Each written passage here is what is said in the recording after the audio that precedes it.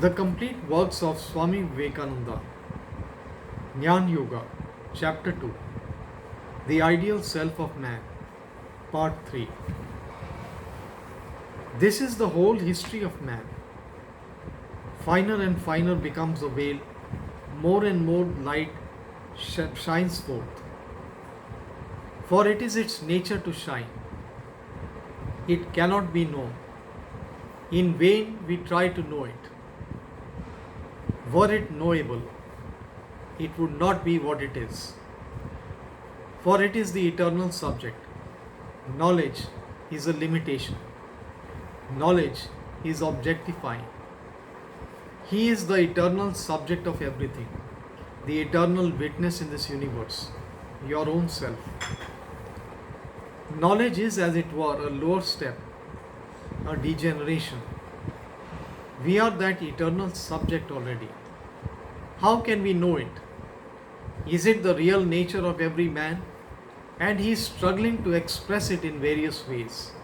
Otherwise, why are there so many ethical codes? Where is the explanation of all ethics?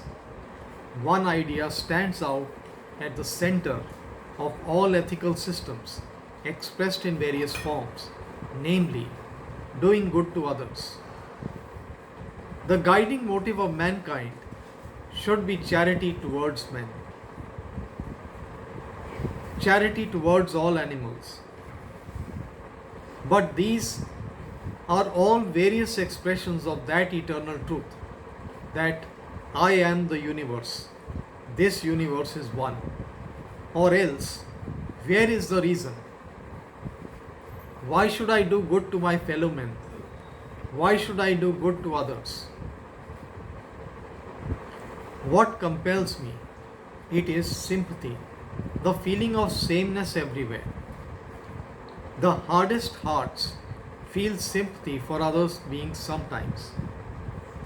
Even the man who gets frightened, if he is told that this assumed individuality is really a delusion, that it is ignoble to try to cling to this apparent individuality, that very man will tell you that extreme self-abnegation is the center of all morality.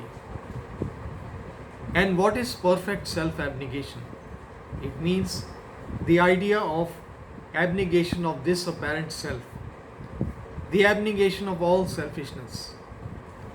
This idea of me and mine, Ahamkara and Mamta, is the result of past superstition. And the more this present self passes away, the more the real self becomes manifest. This is true self-abnegation, the center, the basis, the gist of all moral teaching. And whether man knows it or not, the whole world is slowly going towards it, practicing it more or less. Only the vast majority of mankind are doing it unconsciously. Let them do it consciously. Let them make the sacrifice, knowing that this me and mine is not the real self, but only a limitation, but one glimpse of that infinite reality which is behind, but one spark of that infinite fire that is all represents the present man. The infinite is his true nature. What is the utility, the effect, the result of this knowledge? In these days, we have to measure everything by utility, by how many pounds, shillings and pence it represents. What right has a person to ask that truth should be judged by standard utility or money? Suppose there is no utility, will it be less true? Utility is not the test of truth. Nevertheless, there is the highest utility in this. Happiness, we see, is what everyone is seeking for. But the majority seek it in things which are evanescent and not real. No happiness was ever found in the senses. There never was a person who found happiness in the senses or in the enjoyment of the senses. Happiness is only found in the spirit. Therefore, the highest utility for mankind is to find this happiness in the spirit. The next point is that ignorance is the great mother of all misery. And the fundamental ignorance is to think that the infinite weeps and cries that he is finite. This is the basis of all ignorance, that we, the immortal, the ever pure, the perfect spirit, think that we are little minds, that we are little bodies. It is the mother of all selfishness. As soon as I think that I am a little body, I want to preserve it, protect it, to keep it nice at the expense of other bodies. Then you and I become separate. As soon as this idea of separation comes, it opens the door to all mischief and leads to all misery.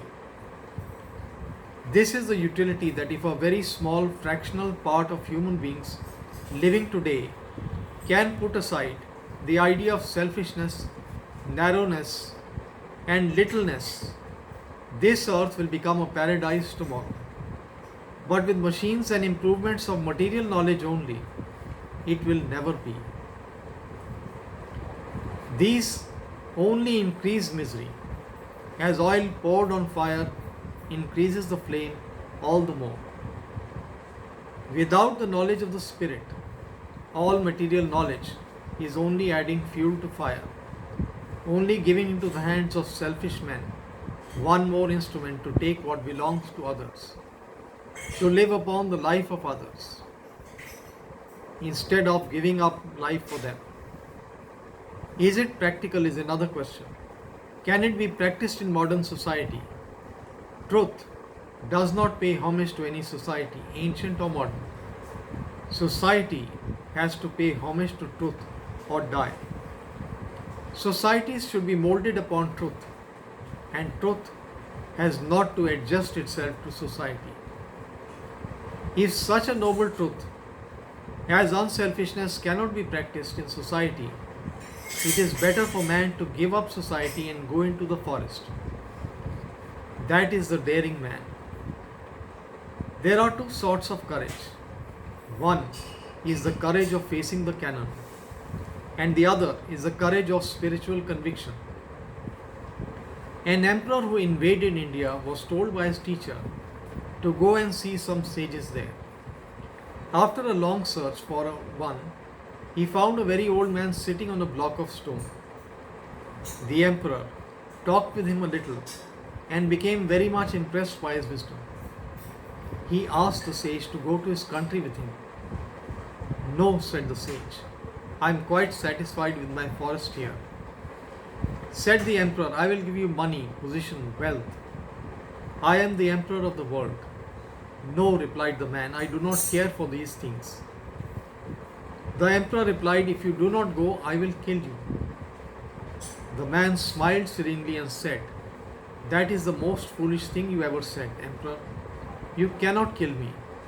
Me the sun cannot dry, fire cannot burn, sword cannot kill, for I am the birthless, the deathless, the ever-living, omnipotent, omnipresent Spirit.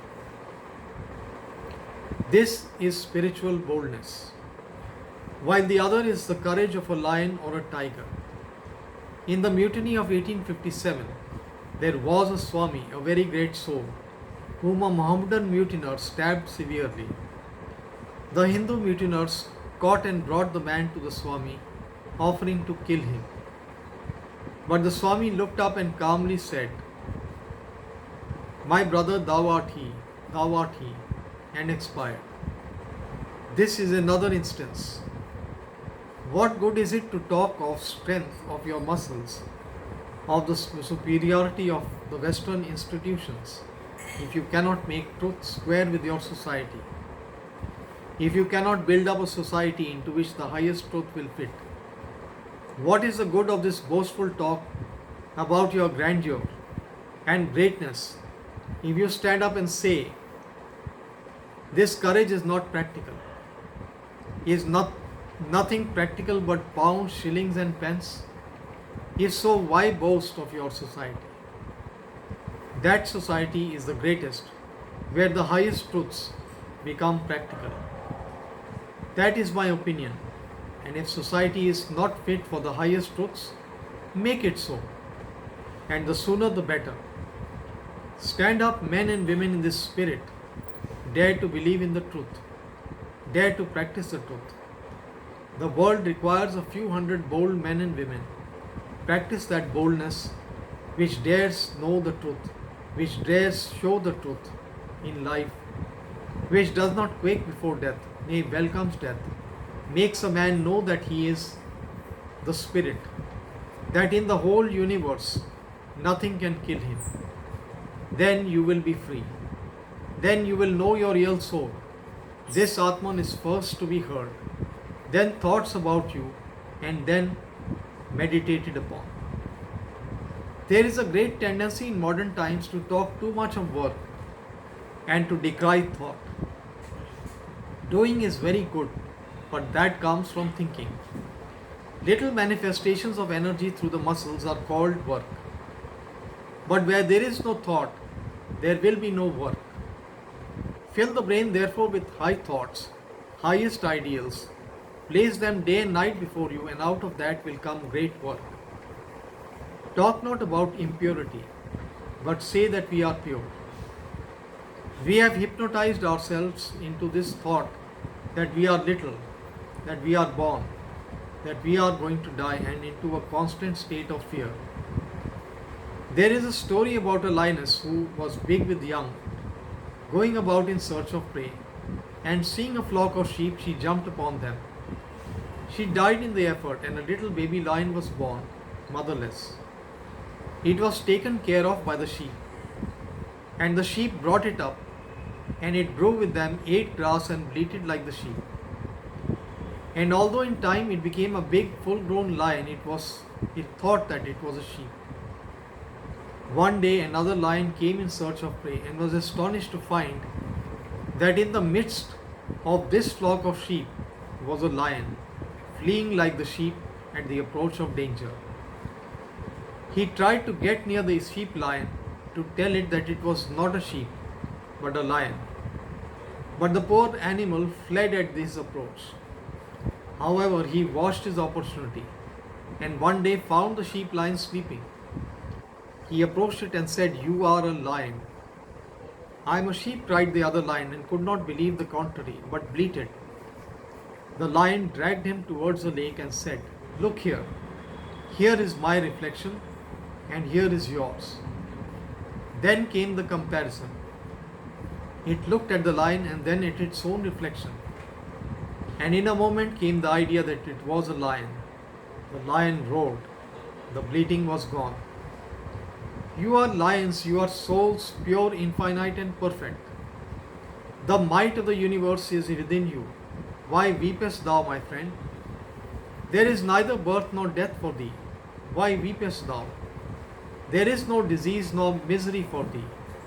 But thou art like the infinite sky. Clouds of various colors come over it, play for a moment, then vanish. But the sky is ever the same, eternal blue. Why do we see wickedness? There was a stump of a tree, and in the dark, a thief came that way and said, "That is a policeman." A young man, waiting for his beloved, saw it and thought that it was his sweetheart. A child who had been told ghost stories took it for a ghost and began to shriek. But all the time it was a stump of a tree. We see the world as we are. Supposing there is a baby in a room with a bag of gold on the table and a thief comes and steals the gold. Would the baby know that it was stolen? That which we have inside, we see outside. The baby has no thief inside and sees no thief outside. So with all knowledge, do not talk of the wickedness of the world and all its sins. Weep that you are bound to see wickedness yet. Weep that you are bound to see sin everywhere. And if you want to help the world, do not condemn it. Do not weaken it more. For what is sin? What is misery? What are all these but the deserts of weakness? The world is made weaker and weaker every day by such teachings. Men are taught from childhood that they are weak and sinners. Teach them that they are all glorious children of immortality, even those who are the weakest in manifestation. Let positive, strong, helpful thoughts enter into their brains from the very childhood. Lay yourselves upon these thoughts and not to weakening and paralyzing ones. Say to your own minds, I am he, I am he. Let it ring day and night in your minds like a song. At a point of death, declare, I am he. That is the truth. The infinite strength of the world is yours. Drive out the superstition that has covered your minds. Let us be brave, know the truth and practice the truth. The goal may be distant, but awake, arise, and stop not till the goal is reached.